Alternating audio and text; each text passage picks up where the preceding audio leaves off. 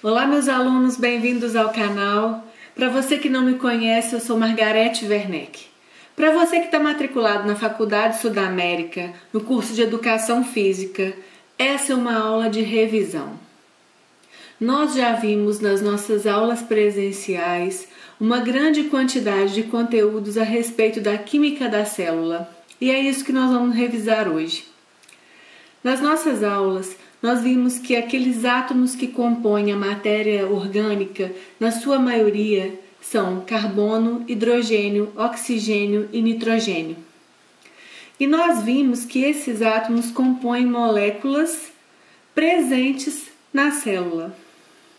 Nós começamos o estudo das moléculas no meio biológico com o estudo sobre a água.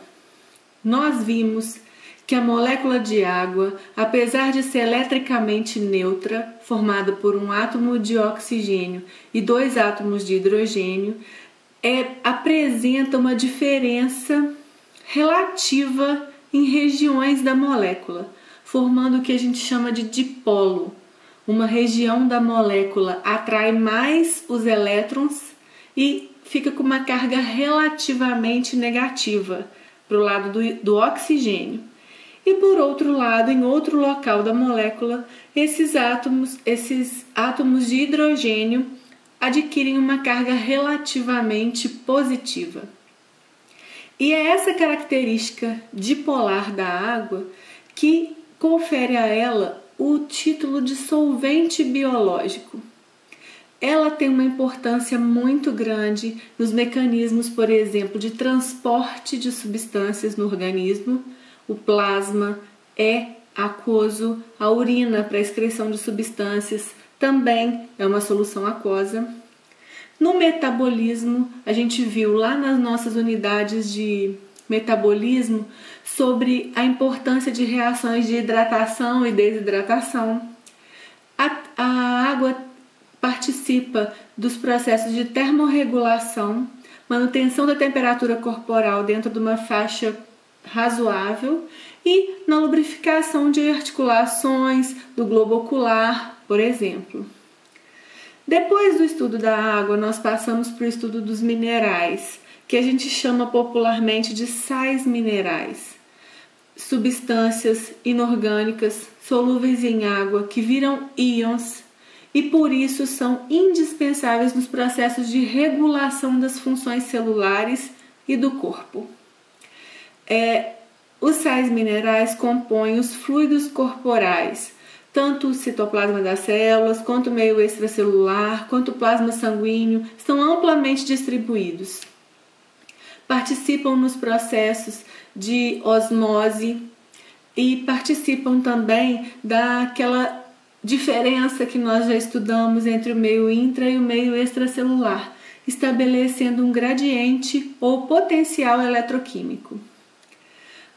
Os minerais também regulam a função de enzimas, que trabalhando nas reações biológicas como cofatores enzimáticos. Também são muito importantes para a contração muscular, principalmente o cálcio. Depois do estudo dos sais minerais, nós passamos ao estudo das vitaminas, moléculas de estrutura muito variável que, apesar da gente necessitar em poucas quantidades para uma vida saudável, o organismo humano não é capaz de produzi-las. Então, a gente precisa consumir as vitaminas das fontes nutricionais. Vimos sobre as vitaminas que tanto as carências quanto as superdosagens podem trazer problemas para o funcionamento do organismo. Vimos que algumas são consideradas lipossolúveis por serem solúveis em gorduras e outras hidrossolúveis por serem solúveis em água. Lá no seu material está descrito cada vitamina, as fontes, o que causa carência e todas as funções das vitaminas no organismo.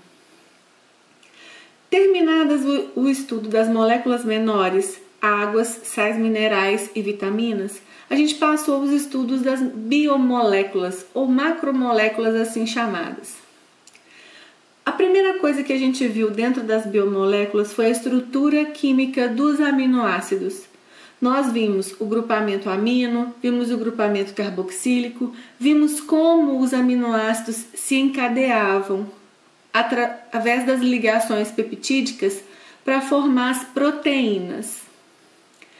As proteínas, sim, são grandes polímeros, ou seja, grandes moléculas formadas por repetição de subunidades menores, muito semelhantes, que são os aminoácidos. Nós vimos que os aminoácidos são divididos em aminoácidos essenciais e aminoácidos naturais e vimos os 20 tipos. Passamos então, depois de estudar a ligação peptídica, para o estudo das proteínas. Vimos as múltiplas funções que uma proteína podem realizar no contexto celular e no organismo, participando, por exemplo, da estrutura das membranas celulares, com um papel enzimático catalisando enzimas, que nós vimos muito na etapa de metabolismo. O citoesqueleto das células musculares, composto por proteínas contráteis, actina e miosina. Nós vimos que as proteínas podem ter função de defesa, como anticorpos. Vimos também a função de transporte, tanto o transporte através da membrana celular, com as proteínas canal e proteínas carreadoras, e também vimos a função de transporte, por exemplo, que é a hemoglobina transportando oxigênio. Vimos também que as proteínas e enzimas podem perder a sua atividade com uma variação muito extrema de temperatura e pH, que é a desnaturação de proteínas. Assim, nós passamos ao estudo dos carboidratos. Sobre os carboidratos, nós falamos sobre reserva de energia, nós falamos, e no metabolismo nós vimos como isso acontece. Vimos que eles podem ter função estrutural, por exemplo, o colágeno da pele. Vimos também que eles podem ser utilizados para a síntese de outras substâncias, outros compostos no metabolismo. Também vimos a importância da glicose e do glicogênio no funcionamento do organismo humano, produção de energia metabólica. Depois, nós passamos ao estudo dos lipídios, ou gorduras, ou ácidos graxos.